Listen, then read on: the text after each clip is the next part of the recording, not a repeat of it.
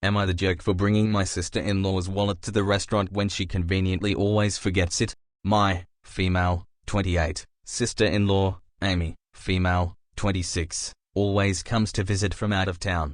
She stays with us instead of a hotel, and always wants to go to expensive restaurants. She always conveniently forgets her wallet, or comes up with some excuses as to why she can't pay her share. She has implied that since I make much more money than her, I should be the one to pay. No, not my husband should pay, but me specifically. I do make a fair amount of money, but not so much that I can treat someone every time they come into town. Nonetheless, in the past, I have just paid the bill and asked her to pay me back. She never has. She had made a reservation at an extremely expensive restaurant last night, and before we left, I made it clear that I wouldn't be paying her bill. This is where I might be the jerk, and I'll admit I got this move straight from an episode of 2.5 Men.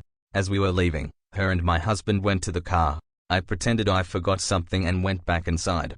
I found her wallet sitting right on top of her suitcase. I put it in my purse and we went to the restaurant. When we were done eating, I asked for separate bills. She said no, we need one bill, because she forgot her wallet again. I reached in my purse and said, "This wallet?"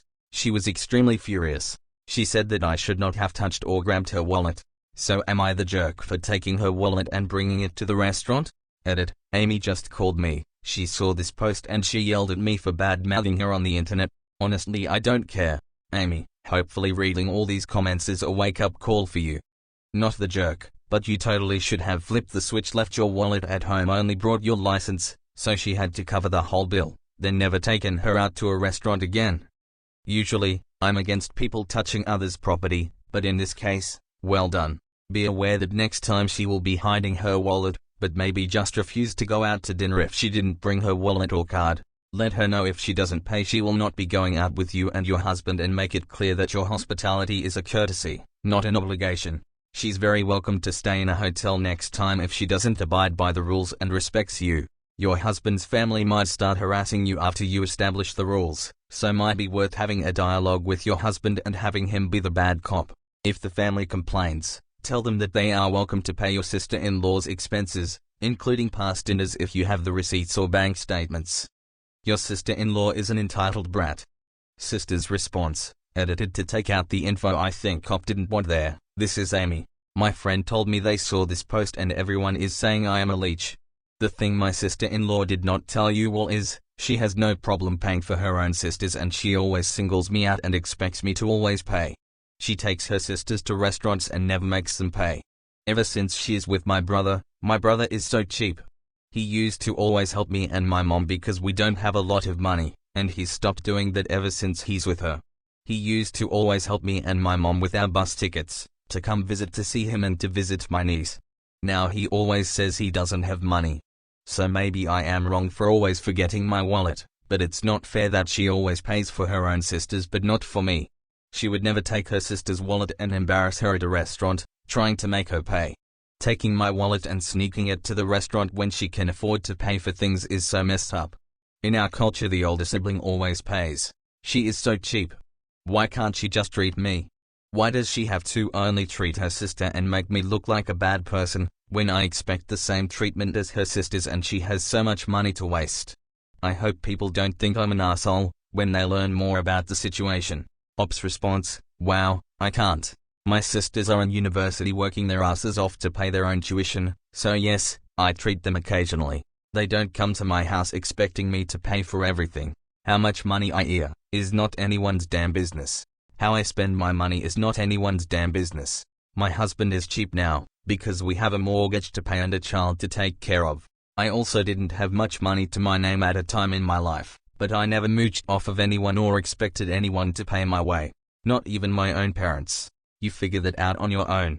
Get the hell off my post and go complain to someone who cares. Am I the jerk for not letting my girlfriend see her dog? I know how it sounds already, but I'm stuck. I, 23, female, and my girlfriend, 24, female, have been together for 9 months now. From the beginning, I have always told her one of my biggest boundaries is, I don't talk to any of my exes, nor do I have a relationship with anyone. I used to be intimate with out of respect for my current partner, and of course I expect the same thing in return. A couple months into our relationship I had saw she was texting and sending Instagram memes to her ex-boyfriend very often. I asked her what this was about because, like I had said, it is kinda breaking a boundary for me and makes me very uncomfortable. She explained how she just misses her dog, and she likes to keep a friendly relationship with her ex so she can see her dog. This led to me asking how long has this been going on and when's the last time she had seen her ex. Turns out she has been sneaking over to his house to see her dog without me knowing. This hurt, but I know deep down she has no ill intentions. I reiterated to her how this is a boundary for me and we need to figure something out to meet in the middle. I told her to open me to the idea, invite me over to pick up her dog and we'll take him to the park or out for the day, just to not hid it from me. Then months went by and I never heard a thing about it, until again, I saw her ex's name pop up on her phone. This time, I was a bit more upset, because I do not like being lied to, so I confronted her again, and she cried and just said how guilty she feels for leaving her dog, and none of it has to do with her ex, which I believe her 100%. I truly believe she has no ill intentions, and only wants to see her dog, but it's so hard when the dog is with her ex, that she used to live with. Then a couple months pass again and this same situation breaks out again basically, but even worse because I am furious for being lied to constantly. It's so hard though because I love my girlfriend and I just want her to be happy, and I know she has no other intentions other than to see her dog, but I really don't like her being around her POSX and him being a constant in our life just so she can see this dog, and taking him isn't an option BC of her living situation. I don't know what to do. She always upset BC of her dog. I can't even take my dogs on a walk without her getting emotional and missing her dog. I'm just at a loss now. So am I the jerk for not wanting her to go over there to her ex's house to see her dog? You're the jerk. You sound really insecure and unempathetic. I know she has no other intentions other than to see her dog, but I really don't like her being around her POSX. What's the big deal, if you trust her and can see how much she misses her dog? OP's response, I don't know either. I think I've always been stuck on I won't talk to any of my ex out of respect for my future partner. And I expect the same in return. I know it's a lot with me needing to put my ego aside, because not everything is black and white. Because I do truly trust her, I just don't trust him. The stories she's told me, I just don't think he deserves her in her life. And this dog is a way he can still have contact with her. Another commentator writes, yeah, you need to let this go. It's fine if you want to abide by this rule for yourself, but stop with the out of respect for my partner thing. It's your choice to keep whatever boundaries you want with your exes, but you expect the same if they are not in the same page. Lots of people are capable of having cordial or friendly relationships with former lovers. This can be a sign of maturity and emotional stability too. Relationships that resulted in children have to keep relationships with exes, and being able to have a healthy relationship with a person in a different dynamic can be a good thing. If there are still lingering feelings or a history of abuse, that's one thing, but your blanket rule is too limiting to be universal.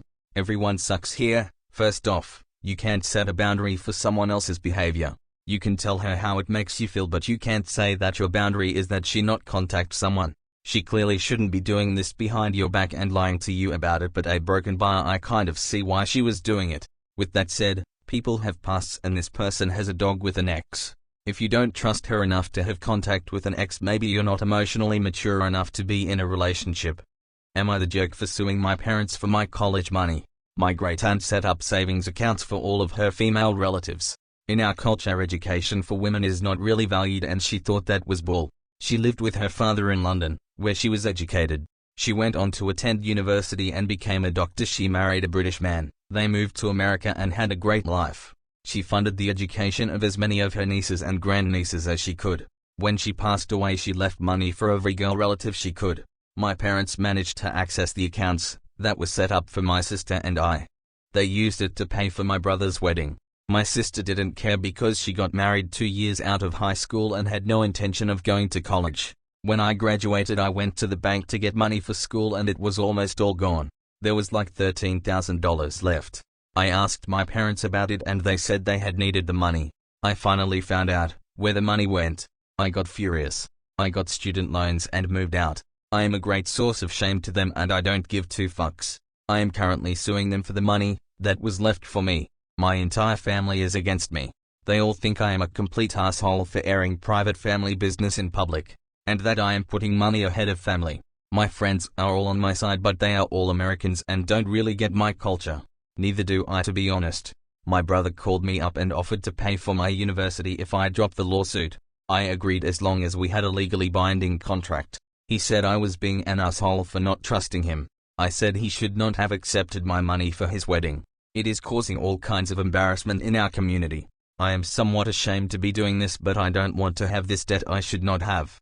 Not the jerk. Your parents didn't borrow your money. They stole it. I hope you have all the documents to show that money was yours. Your brother is also the jerk for trying to get you to drop a lawsuit with what is most likely a lie. If you have a chance to start life without student debt, you do whatever you can to do that. Your parents, and I'm sorry but their culture, sounds completely toxic. I'm glad you got out. They all think I am a complete asshole for airing private family business in public, and that I am putting money ahead of family. No, they think you are an asshole for holding them accountable for their awful actions. They thought you would be a pushover, but you are showing them you're not.